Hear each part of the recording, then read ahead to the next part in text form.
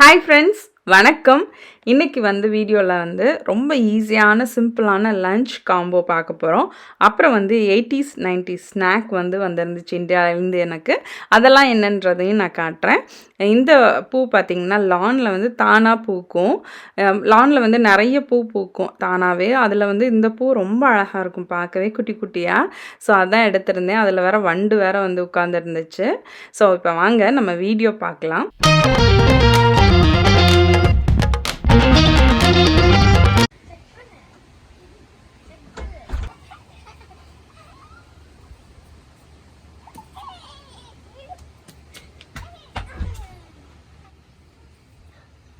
குட்டி பாப்பா வா வா குட்டி பாப்பா.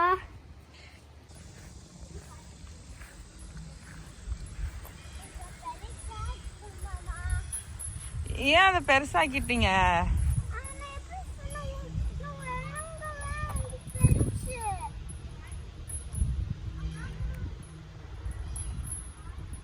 சரி, விளாடு.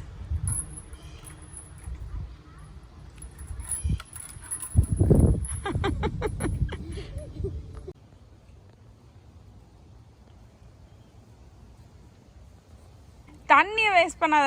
நான் இந்த சைடு விட்டுட்டு இங்கே எடுத்துட்டு வா, செடிக்கு விடலாம். இங்கே எடுத்துட்டு வா, இங்கே செடிக்கு விடு. வா, இந்த செடிக்கெலாம் விடு. இங்கே சாமி, அது வேண்டாம். இங்கே இந்த பிளான்ட்டுக்கு இங்கே வா. அம்மா எங்கே கை காட்டுறேன்னு பாரு. லோகன்,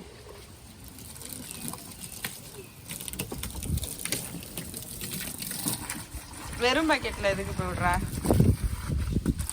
பக்கெட்டில் வேண்டாம், செடிக்கு விடு.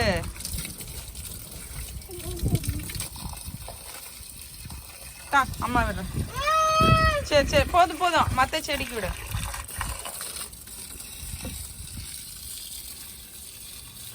அடுத்து லன்ச் செய்ய போகிறேன். இன்றைக்கி மார்னிங் பார்த்தீங்கன்னா புட்டு செஞ்சுருந்தேன். ஸோ அது கொஞ்சம் இருக்குது. அப்புறம் லஞ்சுக்கு இன்றைக்கி அரைச்சிவிட்ட சாம்பாரும் பொட்டேட்டோ பாயில்டு பொட்டேட்டோஸ் வச்சுருக்கேன் ஃப்ரிட்ஜில். So ghee roast, potato ghee roast பண்ண போகிறேன். இப்போ நான் ஒரு 1.5 டேபிள் ஸ்பூன் அளவுக்கு கொத்தமல்லி விதை, 2-3 வரமிளகா, அதுக்கப்புறம் 1 டீஸ்பூன் அளவுக்கு சீரகம், ஒரு 3/4 டேபிள் ஸ்பூன் அளவுக்கு கடலைப்பருப்பு, அப்புறம் ஒரு கைப்பிடி தேங்காய். ஃபஸ்ட்டு தேங்காயை தவிர மற்றதெல்லாமே லைட்டாக ட்ரை ரோஸ்ட் பண்ணிவிட்டு அப்புறமா தேங்காயை சேர்த்து கலர் சேஞ்ச் ஆகாமல் லோ ஃப்ளேம்லேயே நல்லா கொஞ்சம் ரோஸ்ட் பண்ணி எடுத்துக்கிட்டேன். இந்த அரைச்சி விட்ட சாம்பாருக்கு இந்த கொத்தமல்லி ரோஸ்ட் ஆகி நம்ம அரைச்சி விடும்போது அவ்வளோ ஃப்ளேவர்ஃபுல்லாக இருக்கும். எனக்கு ரொம்ப பிடிக்கும் இந்த சாம்பார். நம்ம இட்லி, தோசை, ரைஸ் எல்லாத்துக்குமே நல்லாயிருக்கும் இந்த சாம்பார். இப்போ நான் ரைஸையும் பருப்பையும் வேக வைக்கிறேன்.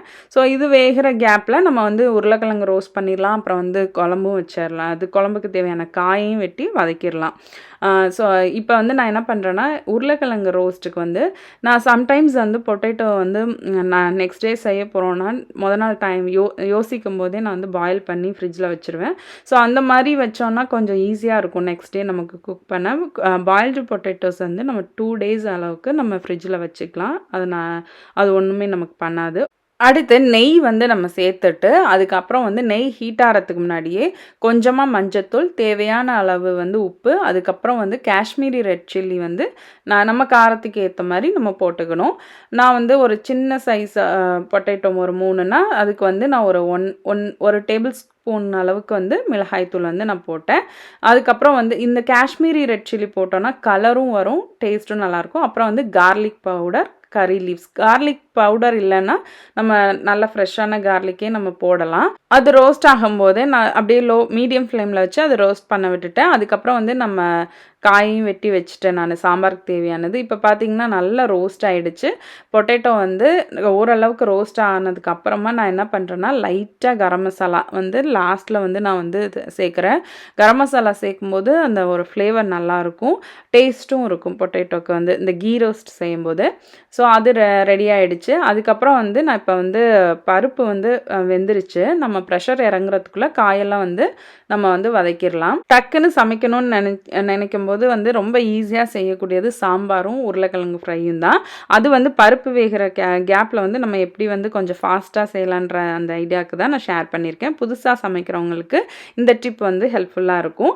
இப்போ நான் வந்து கடுகு உளுந்தெல்லாம் தாளிச்சிட்டு அதுக்கப்புறம் வந்து எல்லா வெஜிடபிள்ஸும் போட்டு வெங்காயம் எல்லாமே போட்டுட்டு உப்பு சேர்த்து வந்து நல்லா வதக்கிக்கிறேன்.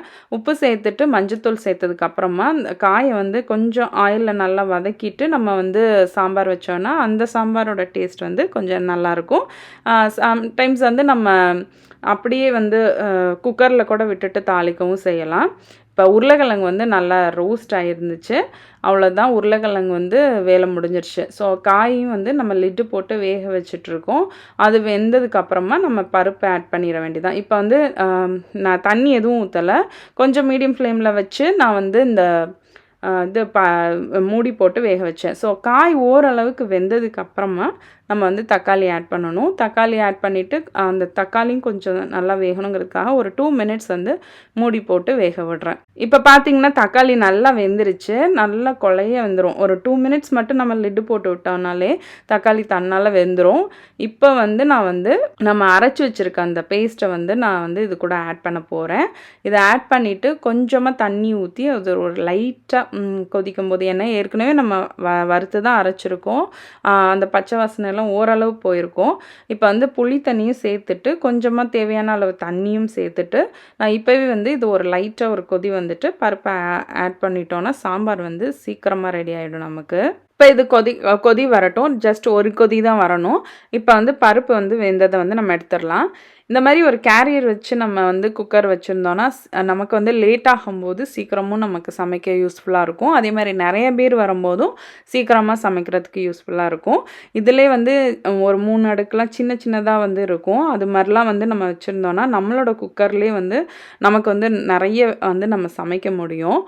இப்போ வந்து பார்த்திங்கன்னா நான் பருப்பை வந்து வெந்ததை மசிச்சு விட்டுட்டு ஒரு கொதி வந்ததுக்கப்புறமா இந்த பருப்பை வந்து நம்ம ஆட் பண்ண வேண்டியது தான்.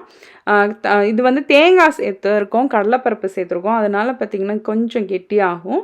ஸோ எந்த அளவுக்கு நமக்கு தண்ணியாக தேவையோ அந்த அளவுக்கு நம்ம வந்து ஆட் பண்ணிக்கணும். இன்னொன்று பருப்பெல்லாம் சேர்த்ததுனால குழம்பு வந்து கொஞ்சம் ஆஃப் ஆனதுக்கப்புறமா திக்காகும்.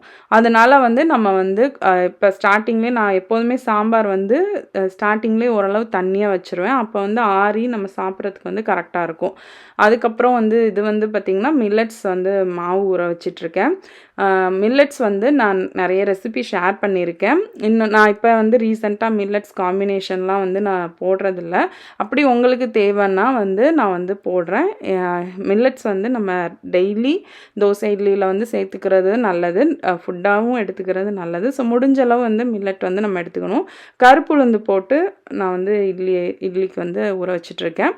ஸோ அடுத்து வந்து நல்லா கொதிச்சிருச்சு. அவ்வளோதான், சாம்பார் வந்து நமக்கு ரெடி ஆகிடுச்சு. சாம்பாருக்கு நல்ல வாசனை தர்றது வந்து நம்ம லாஸ்ட்டாக சேர்க்குற அந்த கொத்தமல்லி. நான் வந்து பெருங்காயத்தூளும் சேர்க்கணும். நான் வந்து கட்டி பெருங்காயம் வந்து வதக்கும் போதே நான் ஆட் பண்ணிவிட்டேன், அதை சொல்ல மறந்துட்டேன். அப்படி ஆட் பண்ணாதவங்க வந்து நம்ம இந்த மாதிரி ஸ்டேஜில் வந்து நம்ம பெருங்காயத்தூள் வந்து ஆட் பண்ணிக்கணும். எல்லாமே ரெடி. லஞ்சு வந்து ரொம்ப சீக்கிரமாக ரெடி ஆகிடுச்சு. ரொம்ப டேஸ்டான சிம்பிளான லஞ்ச் மெனு. அரைச்சிவிட்ட sambar, potato roast, white rice. So இதுதான் வந்து எங்களோட லஞ்சு. இந்த அரைச்சிவிட்ட சாம்பார் வந்து ரைஸ்க்கும் சூப்பராக இருக்கும். ஆனால் தோசைக்கு வந்து நல்ல ஒரு காம்பினேஷனாக இருக்கும். இப்போ அடுத்து இந்தியாவிலேருந்து எனக்கு வந்து ஸ்நாக்லாம் என்னென்னு பார்க்கலாம். எங்களோட ஃப்ரெண்டு வந்து இந்தியாவிலேருந்து வந்திருந்தாங்க. ஸோ எங்கள் அம்மாவும் எங்கள் அக்காவும் வந்து எனக்கு ஸ்நாக் வாங்கி கொடுத்துட்ருந்தாங்க. இது வந்து காரைக்குடியில் வாங்கின ஸ்நாக்கு. ஸோ அங்கே வந்து வெளிச்சம் அப்படின்னு ஒரு கடை இருக்குது. அங்கே இருக்கிற அந்த ஸ்நாக்லாம் வந்து நல்லா ஃப்ரெஷ்ஷாக நல்லா டேஸ்ட்டாக இருக்குது. ஸோ அது ஓலை பக்கோடா அந்த மாதிரி லட்டு, அதுக்கப்புறம் வந்து லட்டு வந்து வேறு ஒரு கடையில் வாங்கினது. பட் மற்ற அந்த பேக்டு இந்த மாதிரி இந்த ஆக்சுவலாக என்னோடய ஊர் வந்து காரைக்குடி. நிறைய பேருக்கு வீடியோ ஃபாலோ பண்ணுறவங்களுக்கு தெரியும். அங்கே ஃபேமஸாக இருக்கிற ஐட்டம்லாம் இது. கிரனோலா எனக்கு வந்து ரொம்ப பிடிக்கும். ஸோ இதெல்லாம் வந்து அந்த கடையில் ஆக்சுவலாக எனக்கு இதோட 2வது தடவை இந்த கடையிலேருந்து பேக்கிங் வந்து வாங்கி கொடுக்குறாங்க. பட் ரொம்ப நல்லா இருக்குது, ரொம்ப ஃப்ரெஷ்ஷாக இருக்குது. காரைக்குடியில் இருக்கிறவங்க வந்து இங்கே கூட வாங்கி ட்ரை பண்ணுங்கள். இப்போ வந்து இதுதான் வந்து ரொம்ப ரொம்ப ஸ்பெஷலான ஒரு ஸ்நாக்கு. இது வந்து கோயம்புத்தூரில் வந்து எங்கள் அக்கா வாங்கினது. அங்கே வந்து ஒரு ஷாப் வந்து ஓப்பன் பண்ணியிருக்காங்க. 80s 90s அப்படின்னு வந்து ஒரு கடையை வந்து பார்த்தாங்களாம். ஸோ அங்கே போய் வந்து எனக்கு அந்த இது இலந்த மிட்டாய், தேன் மிட்டாய், ரோஸ் மிட்டாய் இதெல்லாம் வந்து ரொம்ப பிடிக்கும். ஸோ அங்கே வந்து பார்த்திங்கன்னா எல்லாமே அந்த நம்ம 80s 90ஸ்ல என்னென்னலாம் சாப்பிட்டோமோ, குச்சி மிட்டாய், குருவி ரொட்டி, அதுக்கப்புறம் வந்து இலந்த வடை, ரோஸ் மிட்டாய், ஜவ்வு மிட்டாய், அதுக்கப்புறம் வந்து இது வந்து அந்த குச்சி மிட்டாயில் வந்து புளிப்பாக வந்து புளி கலந்து அந்த மாதிரியான குச்சி மிட்டாயெல்லாம் இருந்தது. அப்புறம் வந்து இது வந்து அந்த ஜாமு. ஸோ நம்ம வந்து அப்போ சாப்பிட்டோம்ல அந்த ஜாம் எக்ஸாக்டாக எல்லாமே அதே டேஸ்ட்லேயே இருந்துச்சு. அதுலேயும் எனக்கு வந்து ஜவ்வு மிட்டாயும் ரோஸ் மிட்டாயும் தான் ரொம்ப பிடிக்கும். ஸோ என்னோடய பசங்களும் வந்து அதெல்லாம் விரும்பி சாப்பிட்டானுங்க. அப்புறம் அந்த நம்ம இது வந்து இலந்த வடை, அதுக்கப்புறம் நம்ம ஆரஞ்சு மிட்டாய், சூட மிட்டாய் அதெல்லாம் கூட இருந்தது. அதுக்கப்புறம் அந்த சாக்கோ சிப் வந்து நம்ம சிப் பண்ணி சாக்லேட் ஃப்ளேவரில் சாப்பிட்றது, அதெல்லாம் சிப் பண்ணி சாக்லேட் ஃப்ளேவரில் சாப்பிட்றது. ஸோ இதெல்லாம் வந்து அங்கே இருந்தது. இது பார்த்தோன்னே வந்து நம்ம சாப்பிட்றோமோ இல்லையோ, இது வந்து கேண்டி பாப் வாயில் போட்டோன்னே அப்படியே பொரியும். பாப்பன்ஸ் டேஸ்ட்டில் இருக்கும்ல அது. ஸோ இது வந்து எனக்கு ரொம்ப பிடிச்சிருந்துச்சு. ஆக்சுவலாக வந்து இதை சாப்பிட்றதோட அதை பார்க்கும்போதே அந்த ஒரு ஹாப்பினஸ்ஸு, அந்த சின்ன பிள்ளையில நம்ம சாப்பிட்ட ஞாபகங்கள் இதெல்லாமே என்னோடய பசங்களுக்குமே இந்த ரோஸ் மிட்டாய் ரொம்ப பிடிச்சிருந்துச்சு, இந்த ஜவ்வு மிட்டாயும். ஸோ இது 2மே ஜவ்வு மிட்டாய் ரொம்ப சூப்பராக இருந்துச்சு. அழகாக குட்டியூண்டு பாக்ஸில் வந்து ஒரு 6 பீஸ் வந்து நல்லா ரேப் பண்ணி இருந்தது. ஸோ கோயம்புத்தூரில் வந்து இந்த கடை வந்து சரவணம்பட்டியில் இருக்கான். ஸோ ஃபஸ்ட் டைமு எங்கள் அக்கா இப்போ தான் பார்த்தாங்க. பட் ஆனால் அங்கே வந்து நிறைய அந்த மாதிரி 80s 90s ஞாபகப்படுத்துகிற மாதிரியான நிறைய விஷயங்கள் அங்கே இருக்கும் போல் ஸ்நாக்கில். ஸோ அங்கே சரவணம்பட்டியில் வந்து பார்த்தீங்கன்னா போய் பாருங்கள். ஸோ இதுதான் வந்து எனக்கு இந்தியாவிலேருந்து, அப்புறம் இஞ்சி மரப்பா இதெல்லாம் கூட இருந்துச்சு. ஸோ இதுதான் வந்து எனக்கு இந்தியாவிலேருந்து வந்த ஸ்நாக்கு. இந்த ஸ்நாக்கெல்லாம் சாப்பிட்றதோட எனக்கு பார்க்கும் போதே ரொம்ப சந்தோஷமாக இருக்கும், ரொம்ப ஹாப்பியாக இருந்துச்சு. எனக்கு ரொம்ப ஃபேவரட் வந்து எப்போதுமே வந்து அந்த ஜவ்வு மிட்டாய், ரோஸ் மிட்டாய், அதுக்கப்புறம் இலந்த மிட்டாய். ஸோ இது வந்து அந்த சாக்கோ சிப் வந்து சொன்னேன்னா அது. ஸோ இது வந்து லோகனுக்கு ஈகனுக்கு ரொம்ப பிடிச்சிருந்துச்சு. நக்லைட்ஸ் வந்து ஈகன் விரும்பி பார்ப்பான். அதில் வந்து சாக்கோ சிப் வந்து சாப்பிட்றத பார்த்துட்டு கூட நாங்கள் 2 பேரும் அது பேசிகிட்டு இருந்தோம். இதோட இந்த வீடியோ முடியுது. தேங்க்ஸ் ஃபார் வாட்சிங்.